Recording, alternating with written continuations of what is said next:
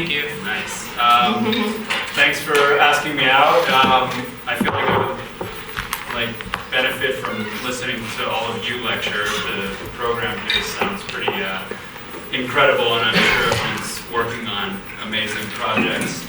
As Michael said, most of my work explores technology and our relationship to technology, our evolving relationship with technology, and so that kind of touches on everything from production, consumption, exploration, robotics, and basically everything in between.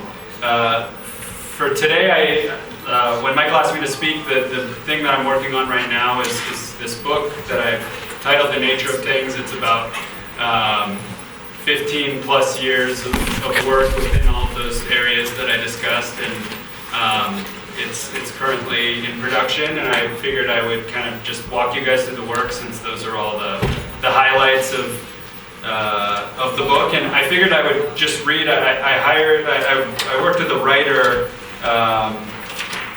who wrote the foreword, this author named Daniel Sherrill, who wrote this really incredible book called Form. If you haven't read it, it's a book on climate change, but it's written from the perspective of a letter to his unborn child, and it's just this very nuanced discussion about how we got to where we are and where we're heading and what the future might look like. And it's not so much about hitting you over the head with the facts as like an emotional exploration of kind of where we are. And so I was very honored to have him write the foreword to this book, and so I figured I'd start with reading that, and then I'll get into the work. So as I said, the book's called The Nature of Things, and this is the foreword. The following images seem at first to be images of the future seen from the present, but linger with them for a moment and they adopt the opposite cast, images of our present as seen from the future. We can imagine that future viewer scavenging this book from a heap of rubble, or else sliding it gently off a white shelf in some silent, digitized Genza, reflecting with an emotion we hope is nostalgia, but fear might be regret on the particular present that produced these photographs. The singularity, the interregnum, that strange moment when humans and their technology still occupied an uneasy and unpredictable alliance. This, our moment, is the subject of Spencer Lowell's photographs.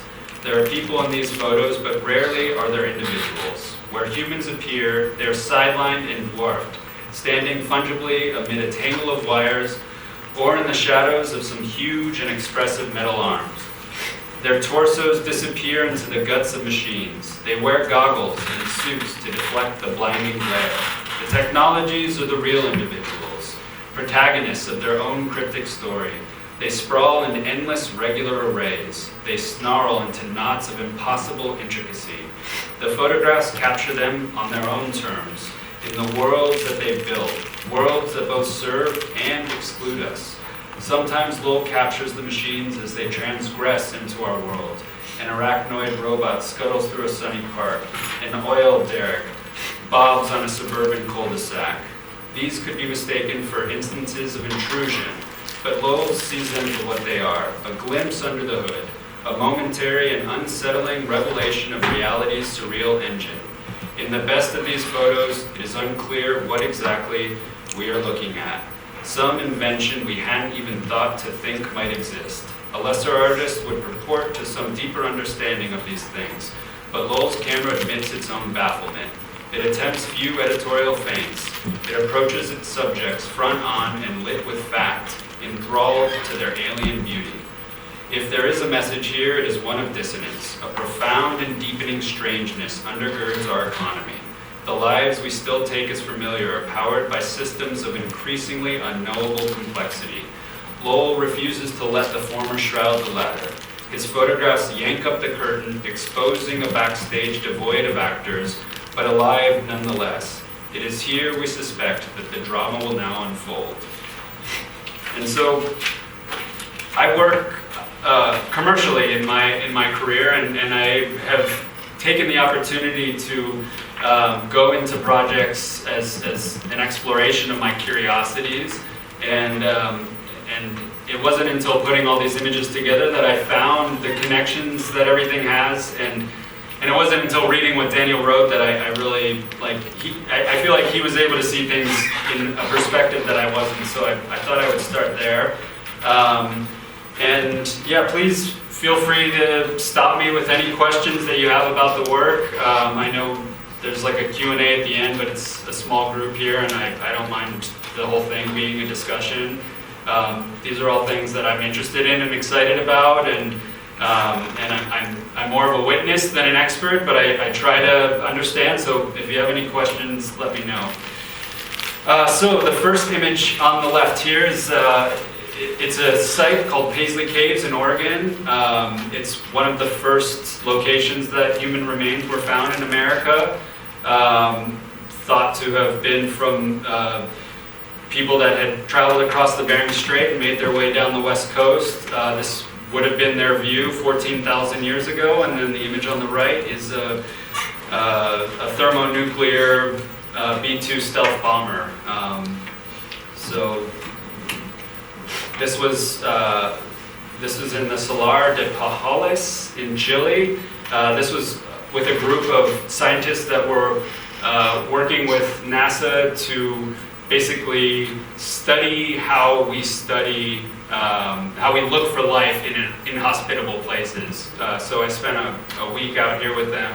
It's one of the least hospitable places on Earth for life, and they basically used their research to inform robots that are going to uninhabited planets to basically where to look and how to look and what might be indicators of life. This is an image of a scale model of New York City at the Queens Museum in New York. On the left is Costco. That was photographed on Thanksgiving Day, and on the right is the Mars rover Curiosity, which I documented at JPL over the course of probably about 4 years from when it started to be built to when it was launched. These were from the story that Michael had. Oh yes, sorry. Quick question. You showed a few pictures with. I mean, it seems like you would need some height. Are they shot with drones or? I do shoot with drones. I shoot with helicopters. These images, I was standing on top of freezers in Costco, and then the other one was actually from a viewing room. So I was looking. I've been in the clean room at JPL here, which is quite an experience to suit up like that. But this particular image, I was just shooting through glass with some material to black out reflections. This was from the story that Michael had mentioned. This was some time I spent in Fukushima. So the image on the left is the door to the Unit 4 reactor, which was one of the reactors that didn't melt down, which they used to study how they're ever going to get the nuclear material that is still melted down in the ground. And I'm sure you heard in the news last year that they're releasing the seawater. What they've been doing until they could retrieve the nuclear materials, they've just been freezing the earth around it and pumping the water into storage containers, which they've ran out of space, and so now they're pumping that water into the ocean. The image on the right is of a facility that's taking the irradiated, everything, from all the towns in the exclusion zone, whether it's home goods, soil, everything that has been exposed to radiation, and they're bringing it into this facility and just grinding it down and putting it into these massive containers and burying it underground. So I'm a proponent for nuclear energy. I think there are different types of nuclear energy that maybe avoid the risk, like molten salt reactors that avoid the risk of a catastrophe like this. But I think, it's a risk that you pay. This was also from that story. These were scientists at a Toshiba facility where they were developing robots to hopefully get into the reactor because the conditions are such that a human can't go in there, and even a robot that's being navigated by a human can't go in there. So they're trying to develop ways to get into the reactor to hopefully contain the nuclear material. I hope they get there. This was from a story for National Geographic about the search for life off of our planet. So this is a telescope in Mauna Kea on the top of a mountain in Hawaii, where they have implemented a device that allows for the imagery of exoplanets. So most of what we know about exoplanets is from studying the effects that the exoplanets have on the stars, but this researcher here has actually developed a coronagraph that can be introduced into the telescope so that you can actually image that. It's a fire tornado that was taken at the Fire Sciences Laboratory in Missoula, Montana, where they're studying the effects of different types of natural forces combining with fire. It's pretty important research, I think, in the direction that we're heading. This is from the Jebel Ali desalination plant in Dubai. This was a story about basically the fact that Dubai produces all of their drinking water from desalination. And obviously amazing that you can make drinking water using ocean water, but also it's very energy consuming and releases the brine back into the ocean, which is maybe not great. Is that diesel powered? I think I remember reading.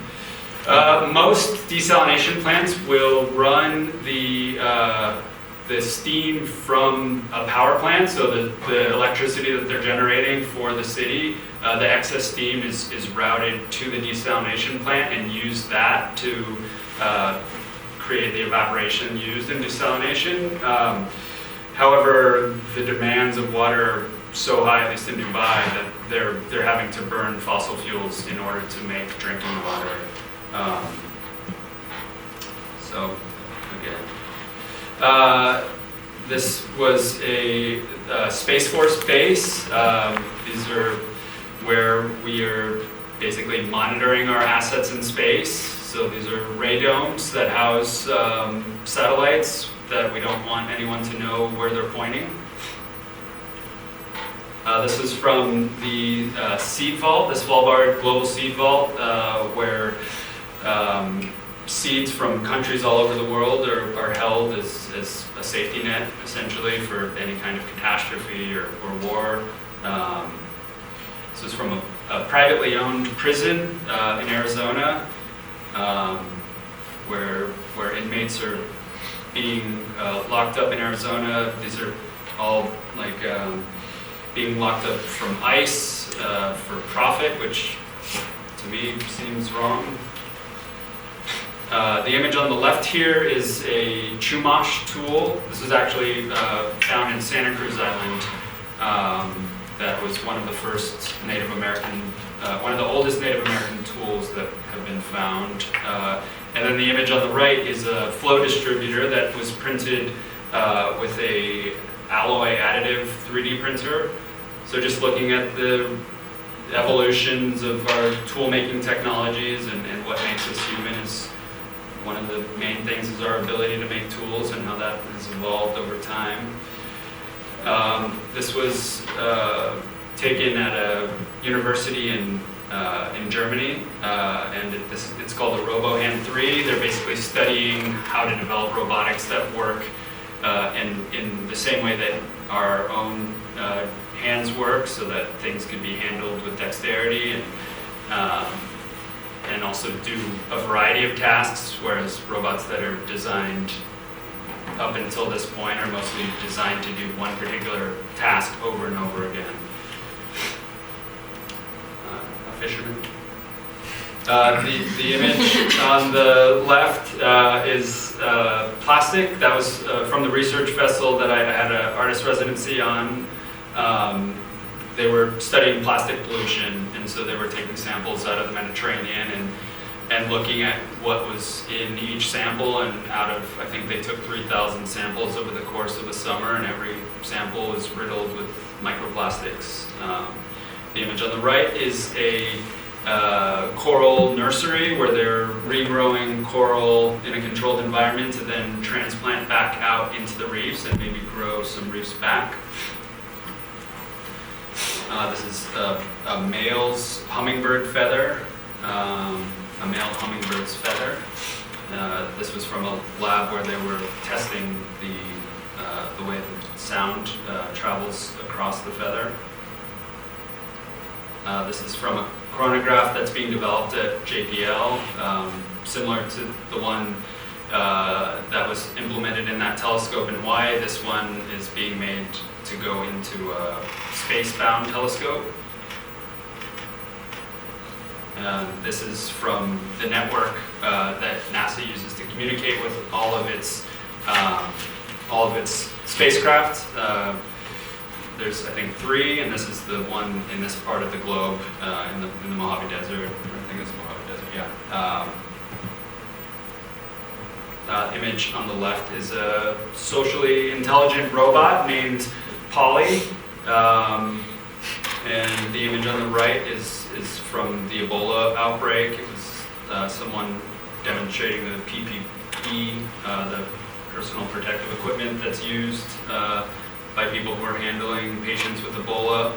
My tutor at Cranbrook designed that robot. Oh, really? Really weird. This one? Yeah, Polly? The way it looks, yeah. What? Carla Diana, she's like a robotics designer. Okay. Yeah, so she like works with the engineers on how they look, and pretty sure that's her work. I'm sure. These are images of flaring. The image on the left is basically when oil wells are drilled. Any gas that's in there is just burned off so that the oil companies can get to the more profitable oil. And so in North Dakota, at least at the time that this image was taken, they were flaring so much gas that you could see it from space. On the right is a nuclear power plant in Tennessee. This was from the Salar de Pajales in Chile. This is where we were camping and studying the environment, looking for signs of life. On the left is a researcher that studies animal communication and basically looks for ways to translate systems that all living things might use to communicate, to hopefully one day be able to translate an alien signal if that's ever received. He works closely with SETI. On the right is a semiconductor facility where semiconductors are the foundation of everything we do digitally. On the left is a human brain that belonged to a person named Henry Mollison. You may have heard of him. He had a surgery done to stop him from having seizures in the 50s, and he lived for over 50 years unable to form new memories, and was very willing to engage in studies, and a lot of what we understand about memory is from studying his brain, and his estate willed his brain to the Brain Observatory in San Diego. This was taken back in 2009. The image on the right is a sex robot. These are some images from some time in Japan that I spent photographing different applications of robotics. On the left is a manufacturing facility, on the right is a bento box facility, an Amazon fulfillment center, a citrus plant on the left, and then a dam, a hydroelectric dam on the right with a control panel.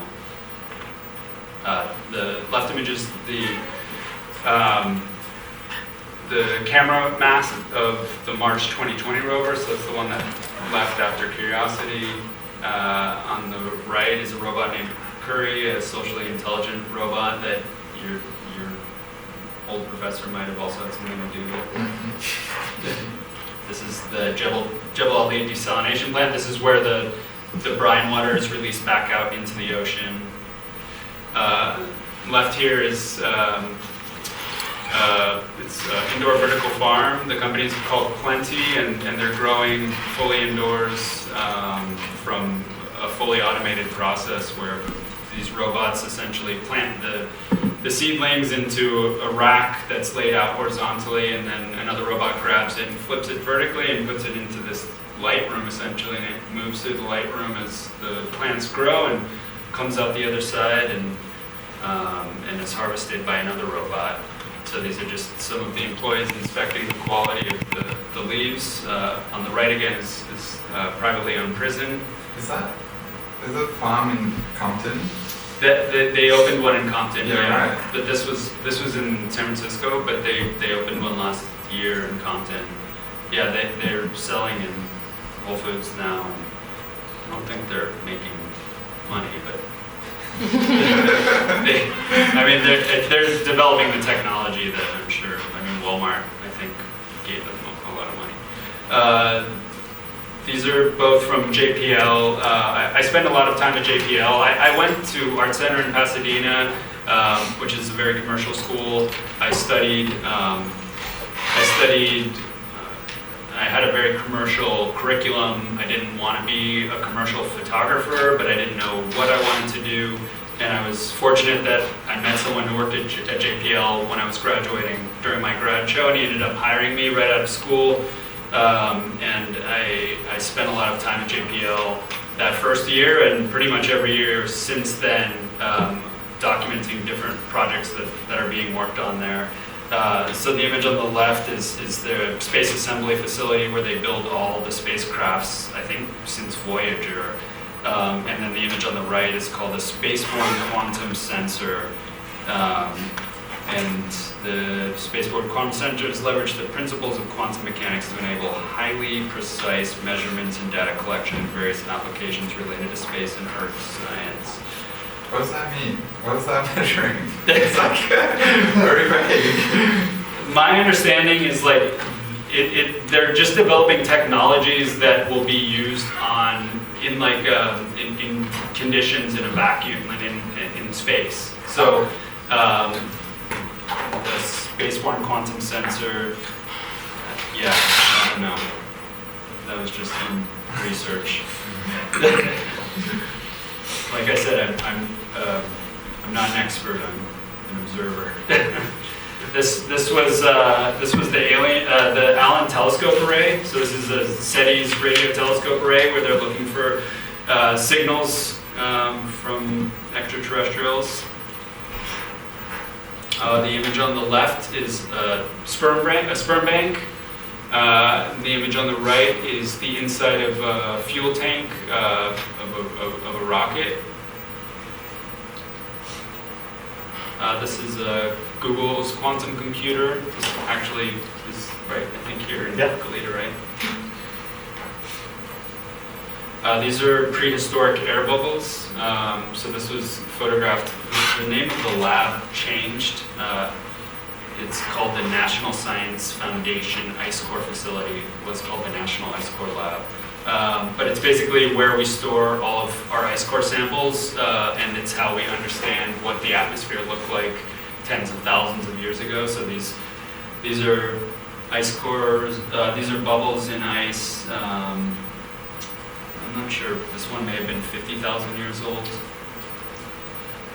The image on the left is a Panamanian golden frog that is extinct in the wild, but they're breeding it in captivity. The image on the right is at Facebook on the roof. That's what the roof of Facebook looks like, if you ever wondered. They have a pretty incredible park on their roof. And this is a robot that is basically teaching itself to walk. So using AI to basically learn how to do things. Recycling bundles. This is the Orion space capsule. This is Kennedy Space Center. This is the next iteration of NASA's manned space flight. So no more space shuttles, obviously. Now we're going back to capsules. This is in Kyoto. It's a temple that worships basically a robot. They believe that he's imbued with the spirit of the Buddha, and he gives these sermons, and they worship him the same way they would a statue. Who made the robot? You know, is a Japanese roboticist, but I can't remember his name. The robot's name is Mindar, and it's at the Kodaji Temple in Japan. I can get back to you on that, or I'm sure it'd be easy to find that answer. Oh, yeah. Looks like there's information. Yeah. This was in the port of LA. This was when we had all of our supply chain issues, and all these ships were backed up, unable to unload. This was in one of the exclusion zones in Japan. It was very surreal. Just the city just stopped, and everyone had to leave immediately after the incident, and so it's just like time is frozen there. It's a landfill outside of San Francisco, outside of Oakland. The image on the left here is a MQ-9 Reaper, which is the drones that we use to recon or attack enemies. The image on the right, it's a device that senses birds or near a wind farm, and will use AI to determine if they need to stop the wind farm, and it'll actually stop the turbines to protect the birds if they are in danger. A farmer in the Imperial Valley, where a lot of the water that they use is to grow alfalfa that they use to turn into hay that they ship out to other countries. So a lot of the water rights in California actually are owned by farmers that have been grandfathered in. Image on the right is probably from the same lab at Georgia Tech. It's a robot named Simon. This is the Space Shuttle Endeavour. This was taken from a helicopter as they were moving it through the city from LAX to the California Science Center. It's a hydroelectric dam in Tennessee. It was one of the first projects of the Tennessee Valley Authority. This is a robot in the Netherlands that milks cows. They just walk into the stalls when they feel like having a snack, and then the robot milks them. So it's fully autonomous milking. This was an interesting project. It's an optical lattice. It's basically a device that's using light to form like a structure that mimics matter. Again, I'm not an expert. This is another image of JPL. This was taken back in 2008. This was a lot of what I was doing right when I got out of college, was just kind of wandering around JPL and making imagery.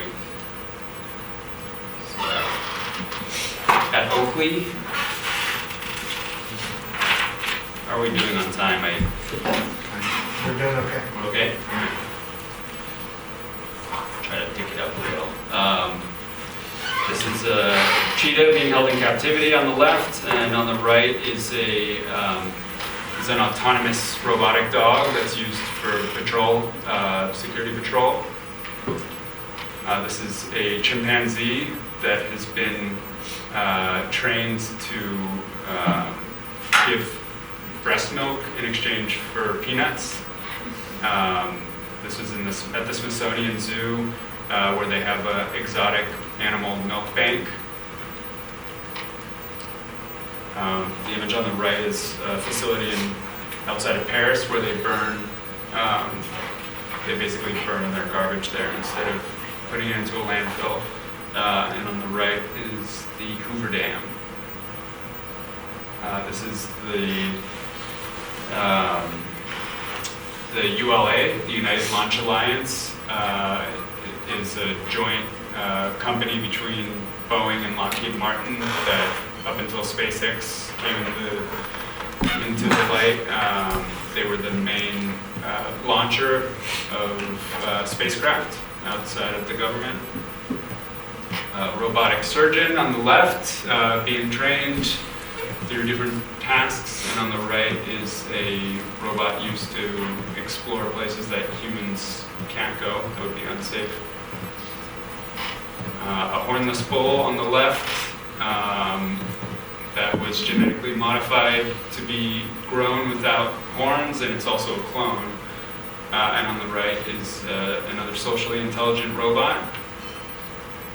Why do people want a hornless bull? Safer for the handlers, safer for the other animals, and I think also just to see if they can do it. I think it was like an experiment in genetic modification.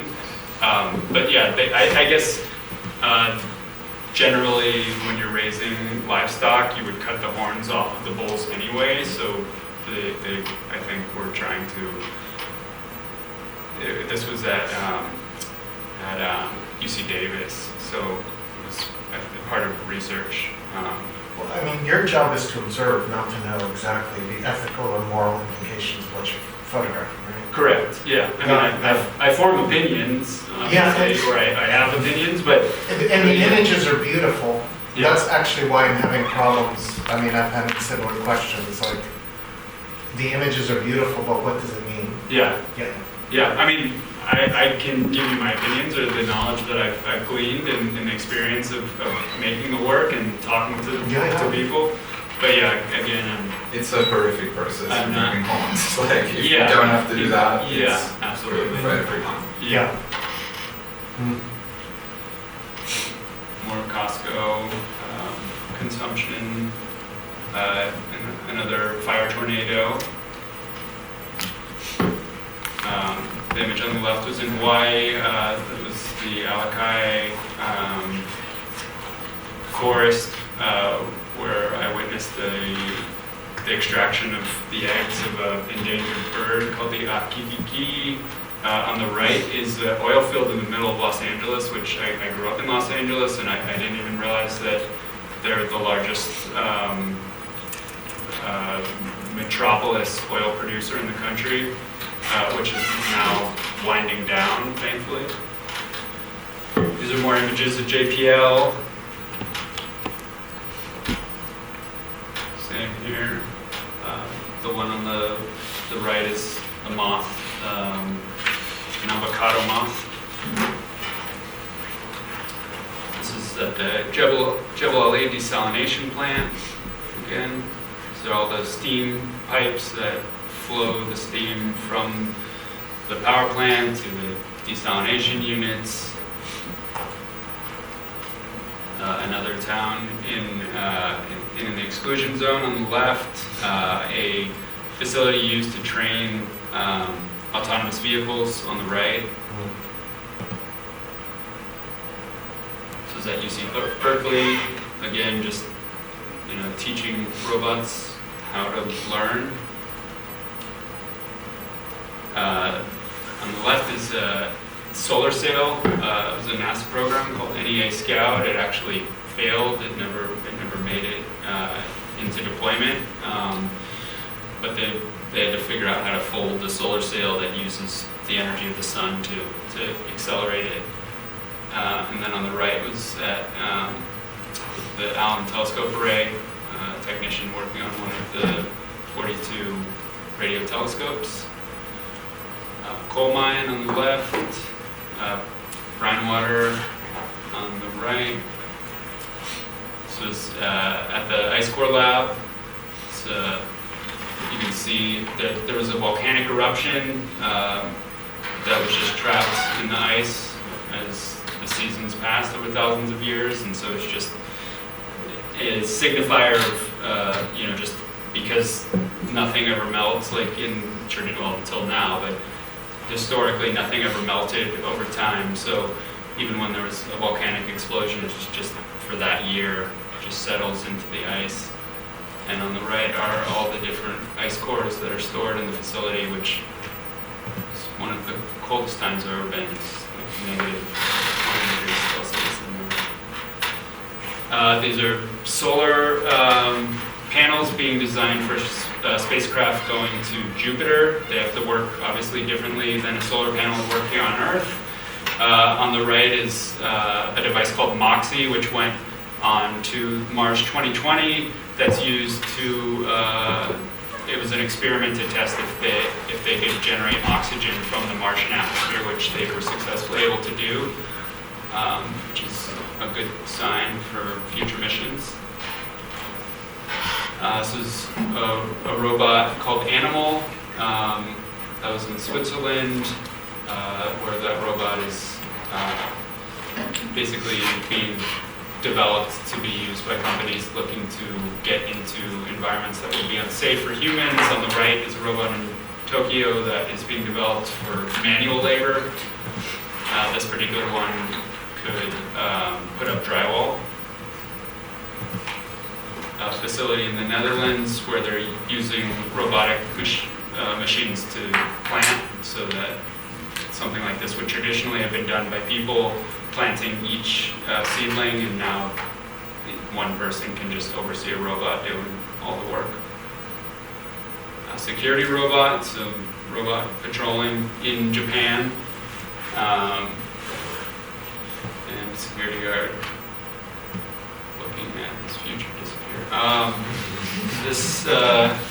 This was another experiment at JPL that it's a delta-doped silicon detector. Delta-doped silicon detectors use advanced technology to create highly efficient imaging sensors for telescopes and scientific instruments, enabling them to capture extremely clear and stable images, particularly useful in astronomy and space research. So they're developing sensors in this chamber. That's RVO HAM3, that's a F-35 cockpit in production in Palmdale on the right. These are Native American rugs that are being preserved. Rocket engine and a fuselage on the right for rocket. This is the Svalbard Global Seed Vault. That's the entrance to the vaults. It's built into the mountain, and it's cold enough there that it doesn't need to be cooled. The permafrost in the vault keeps the seeds preserved. More gas flaring on the right, another, on the left, another ice core on the right. This is a beef farm. A robot being developed by MIT on the left, and then an Amazon facility on the right. These are fracking tanks being cleaned, and then on the right is the space assembly facility at Kennedy's Space Center, where they built all the Apollo rockets and all the space shuttles, and more recently this SLS rockets. I think it's the tallest, one of the tallest open buildings in the world. Wind turbine on the left. On the right is it's called a Rosetta disk. It's a disk that has 12,000 pages of text micro-etched into it. It's basically a record of human language that you could read with a microscope. You don't need any kind of digital device to access it. More consumption. On the left is a company that's developing practices for manufacturing pharmaceuticals in space called Varda. On the right are those Kiki chicks that had hatched in captivity. This was actually right offshore here on the left. It's a reef that has been basically all offshore oil rigs kind of create these artificial reefs, and there's some big disputes as to whether you should remove them or not, because obviously they're on man-made structure, but they are in fact reefs. And then on the right are oil derricks in Texas, George W. Bush's hometown.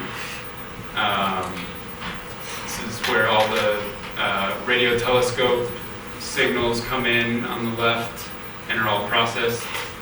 On the right is a quantum computer at Yale. And more oil production imagery. Is this a similar format to your book of like comparing and contrasting? Like this is how it's laid out? Cool. Yeah. Agriculture. This is a aqueduct, one of the main aqueducts for the Imperial Valley, where a lot of crops are grown.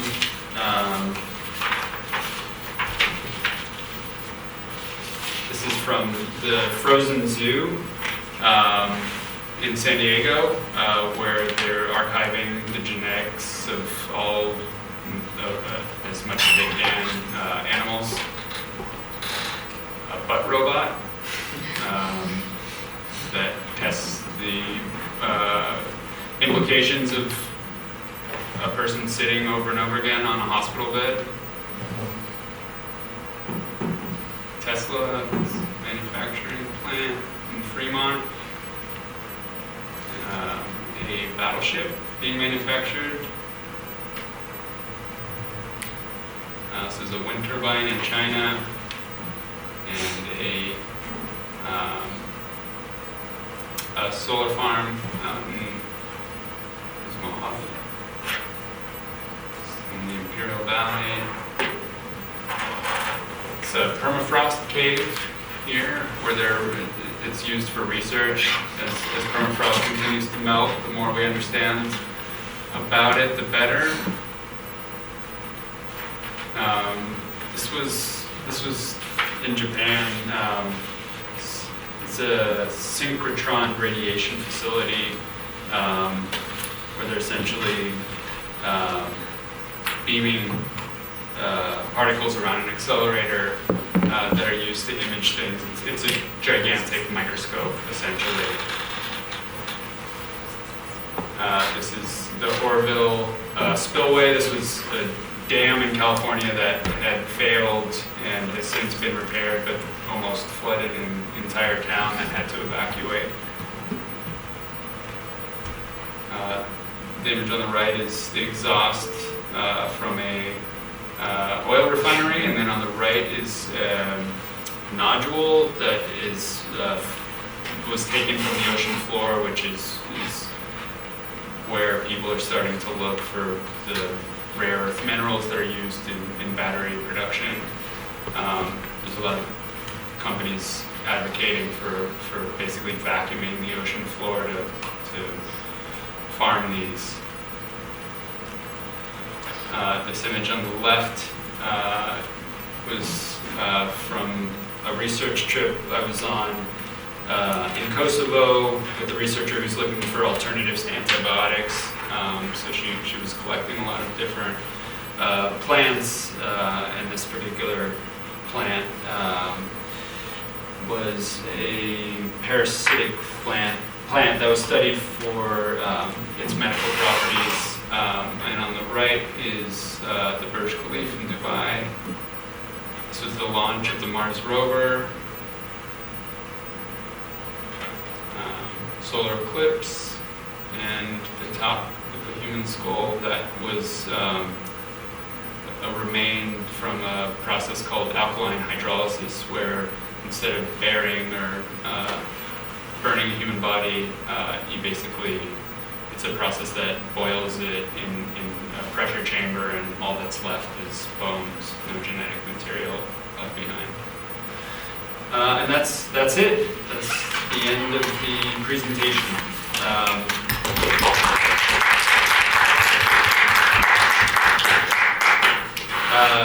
I hope that wasn't too much to go through, but I'm happy to answer any questions if anyone has any questions. There's such a, like, I think you might be muted or something. I don't know. Yeah, sorry, I'm trying to figure out how to get audio from the room for everybody in Zoom land. Yeah, there's like a very distinct visual style to all the images you take, and like, do you think, I actually have no idea how you achieve that, but like, was it slightly informed by your early career starting at JPL in those clean rooms, or like, was that, because it's just like, I don't know, they're always clean, even messy spaces are clean in your images. So. I think it's just neuroses would probably be the best answer, and just a desire to make sense of the chaos.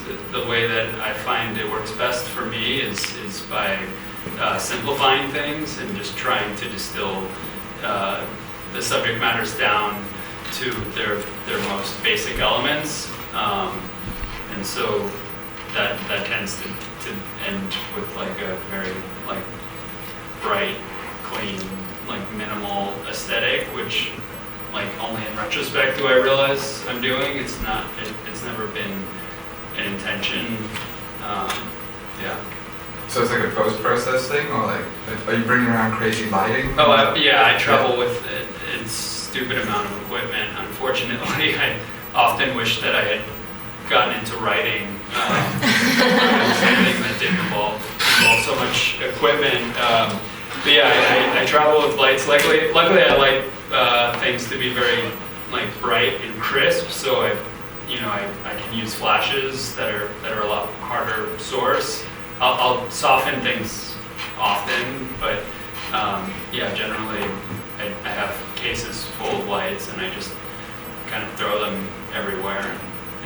You kind of get to a location, I figure out like what I'm trying to say, and then I determine what is the most important parts of the story that I'm trying to tell, and then I figure my compositions out. I'm just giving you like the more practical explanation, and then once I figure my compositions out, then I introduce light, and then everything goes through a post process. But my intention is to always make the images look like they haven't been retouched, which generally takes a lot of retouching.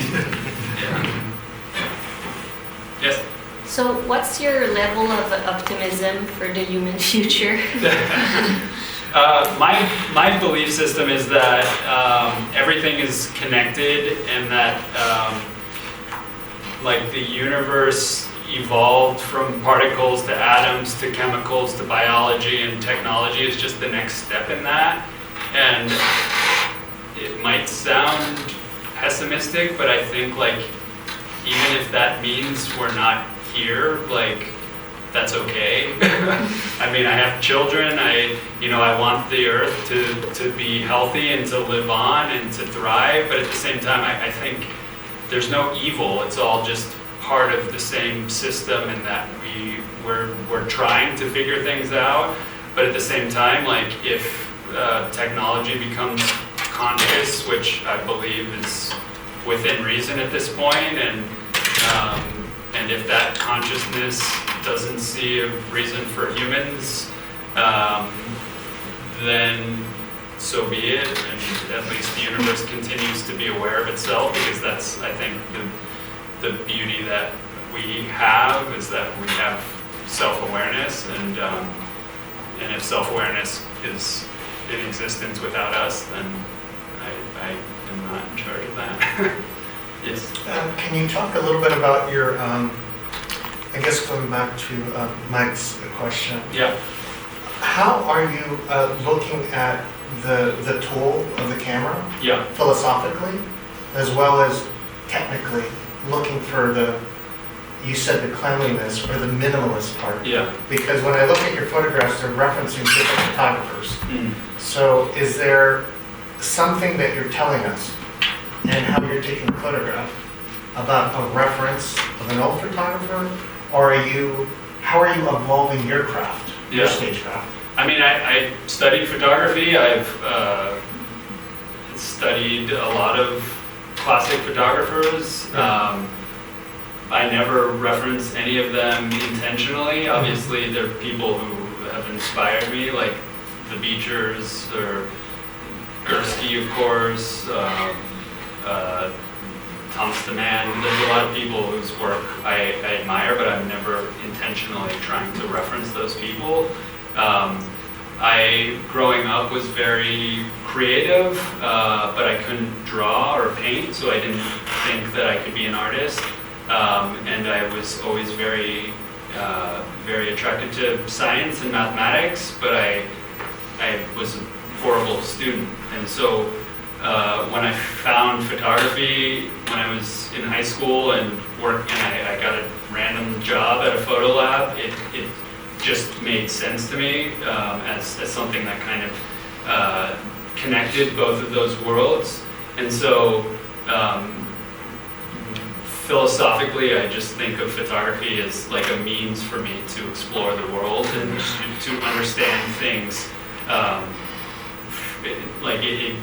It's like an all-access pass. Like, it allows me to explore things that I would be interested in learning about on my own. Except I get to do it and then share that with other people. And so that's kind of been the impetus with photography for me. But as far as like intentions to to call out other photographers or to call out other work, that's never something I'm doing consciously, if I am doing it.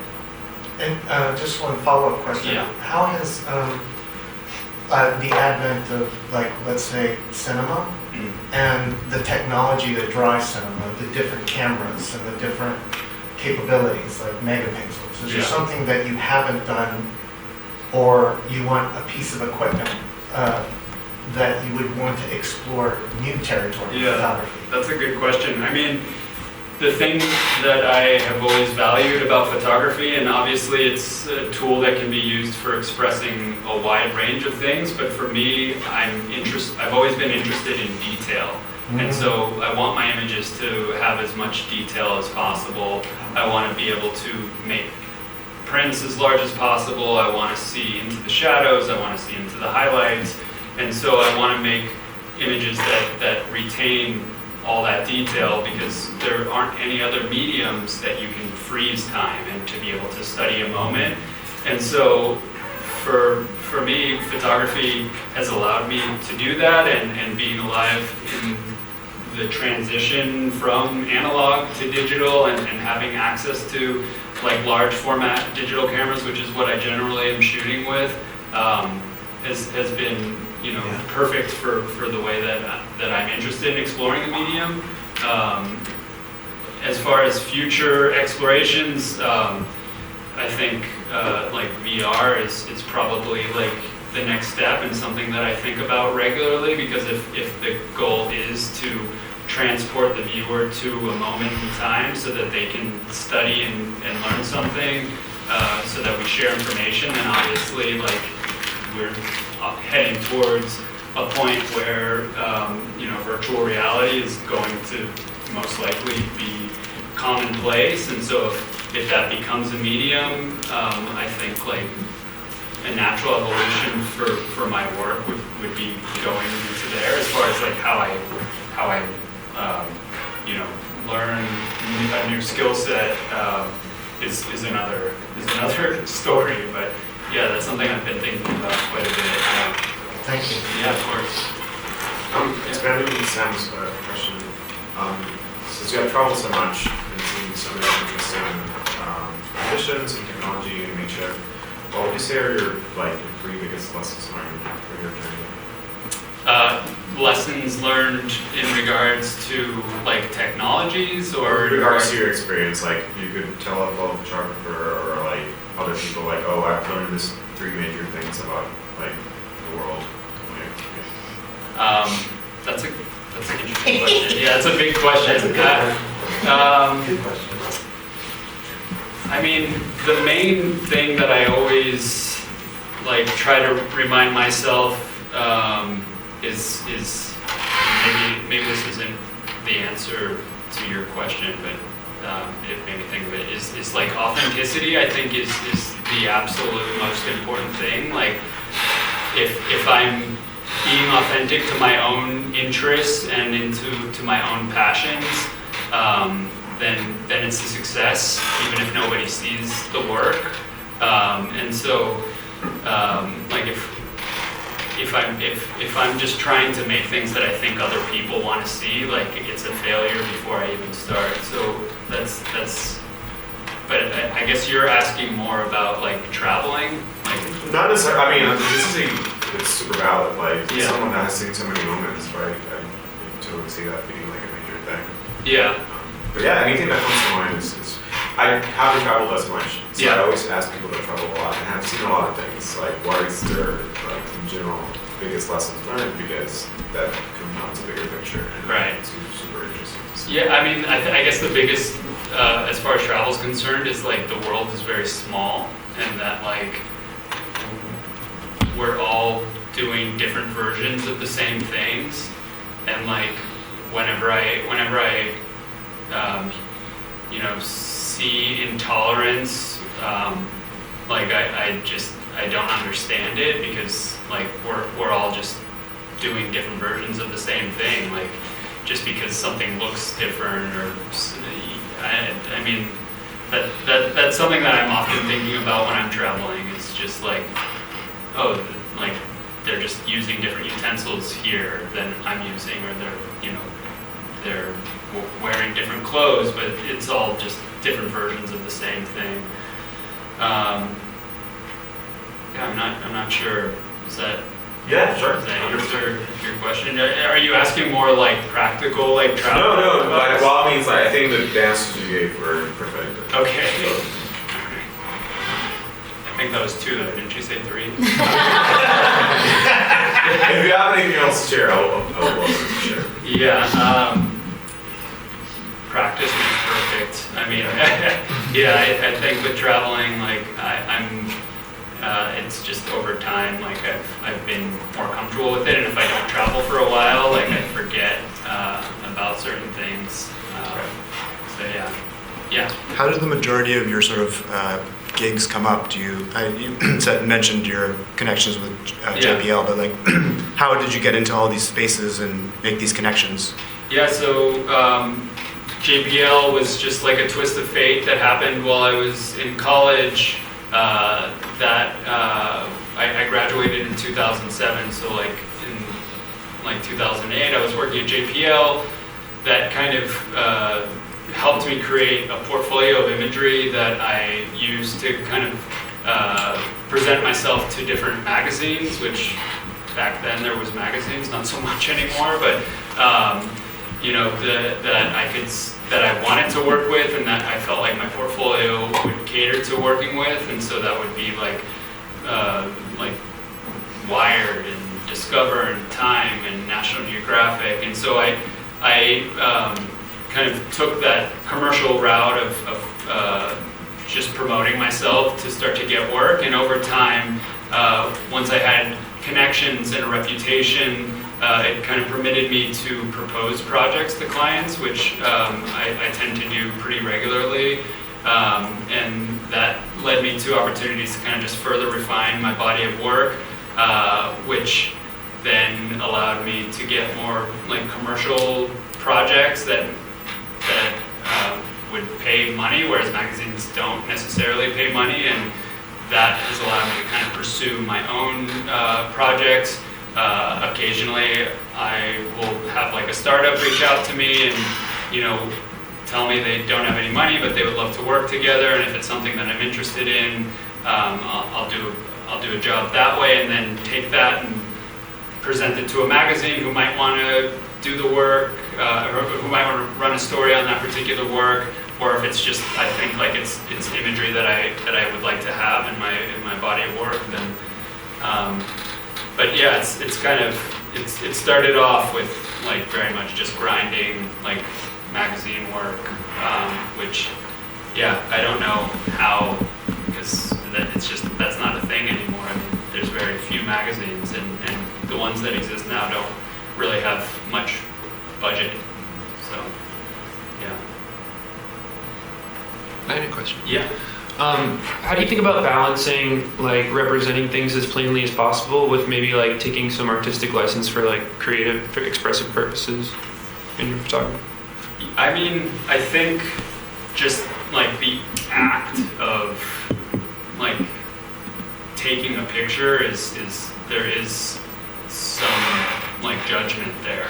Like just deciding what I want to take a picture of versus what I don't want to take a picture of. Right, Like yeah. I'm implementing some of my own beliefs onto the work, just doing that alone. Through the composition. Yeah, through compositions, or I don't think that's important, and so I'm not going to shoot that. Like that's a decision that I'm making that kind of alters the intention of the work. So I think throughout the whole process, like the way that like things are edited, the way that the images are retouched, if they're retouched or if they're not retouched, you know, every decision that you're making is you know is subjective, and so I think just the process of like, I don't know, what is the I mean, Isaac Newton, every action has an equal and opposite reaction. Like you can't like make work without like having some kind of opinion. But with that said, like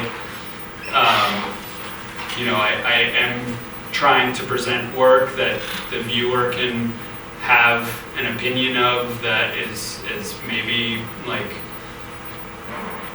somewhat objective, so that like I can present things somewhat as they are, but I'm not under the misconception that you know, the whole act of taking a photo and presenting it to someone isn't like a subjective act. Right. I had one other Yes. question.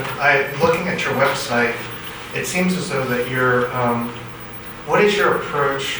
What you presented today seems like it was clean, to what you do with your Sapiens section, which is people. Yeah. Like, it looks clean too, but it looks so clean that the people look a little fake.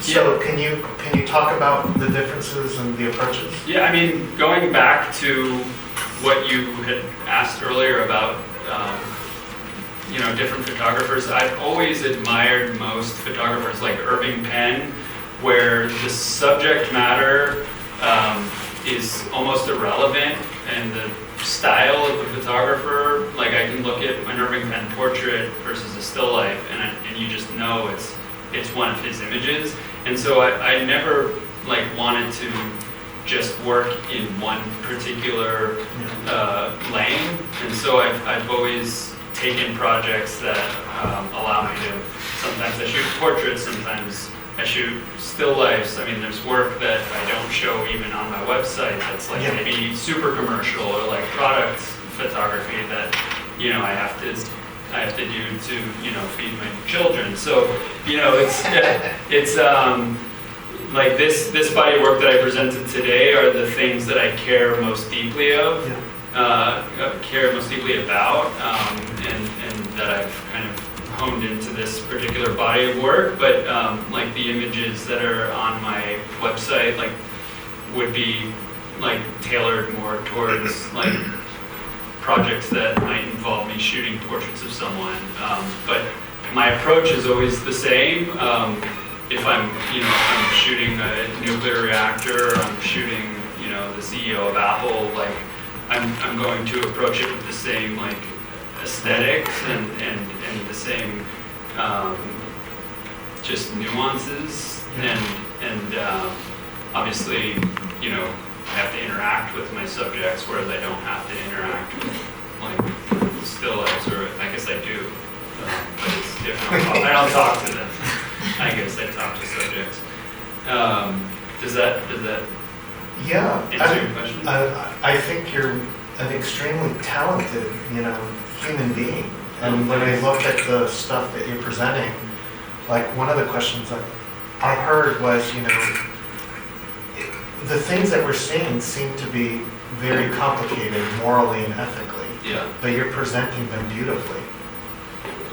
what do you think about that? Like, you know, Like- are you torn between, you know, presenting something that has an ethical and moral dilemma as beautiful versus really maybe working with what it really is? Like, I don't really know. That You're seems like saying, an like- artistic choice. Yeah, like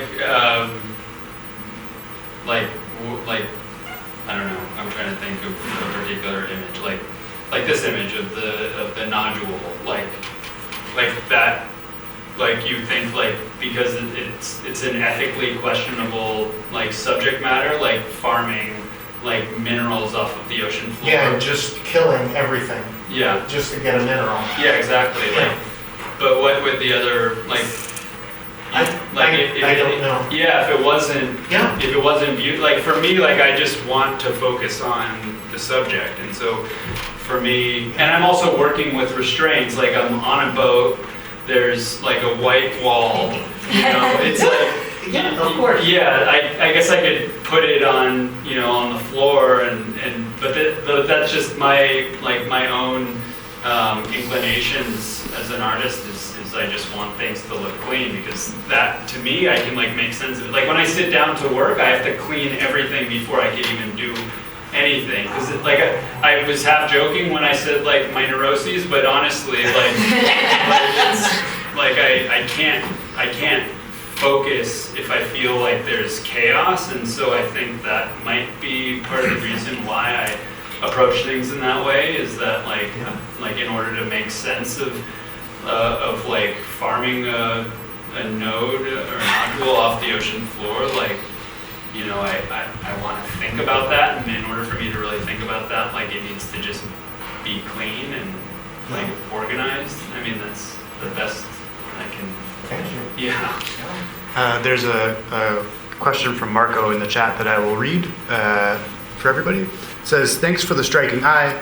There was already a question about references from the photography art world, and you mentioned Gursky, Deman, and definitely your work straddles the fine line between a style that would be deemed commercial/documentary and something that has strong reification power, isolating the human technology culture matrix. I would like to know if you have considered reflecting your own work in writing, i.e. writing comments, narratives related to the imagery, creating stories, or better, telling stories. Terrence Simon's American Index of the Hidden and Unfamiliar comes to mind. Do you consider yourself a storyteller? Thank you for that question. Yeah, Terrence Simon is another one that I definitely value her work. Would I consider myself a storyteller? Yes. I'm like painfully dyslexic, so the idea of writing, like I had teachers in college who I convinced to like meet me for coffee instead of writing work, because that's just how uncomfortable writing makes me. So I've not given any like clear line of thought to writing. I mean, when occasionally I'll work on projects and there will be a writer there with me, and I like to ask questions. I'm curious naturally, and I want to learn things. And I've been told before that I ask really good questions by writers. But like the idea of like taking my curiosities and forming them into ideas that I then form into like written concepts. Maybe I could probably do it if I tried. I just haven't had any desire to try. And now with AI, I think I might not ever have to. I created for like all the captions in my book, I created a GPT that finished my sentences. So I would start writing the sentence, and I programmed it to finish all my sentences with the most like concise, factual, interesting information possible. And so that's how I wrote all the captions. And because I retain the information about what it is that I'm shooting, I know that like when it was accurate or inaccurate, and so I could make corrections. But that's how uncomfortable I am with writing, is that I'd rather have a machine do it. Yeah. Is that it? Are we? Yeah. Final question. Any other questions? Any final questions? I want to hold you guys. Thank you. Yeah. Thanks for having me. Thank you.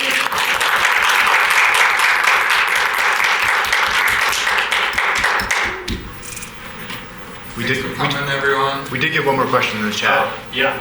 It just says something about, have you ever experimented with video? Is basically the gist of it. Yeah, I've not experimented with video myself. I occasionally will work on some video projects, and I'll have a DP with me, and I will kind of take on more of the role of a director in those instances. I actually made a film about that research vessel. It was like a short 2-minute film. And yeah, I worked with the DP, and I like I said before, like what attracted me to photography was the frozen moment, and so like stopping time is something that I am drawn to, and so motion it seems too chaotic for me. I've never really had a desire to kind of go down that route. I appreciate film, and I very much admire it.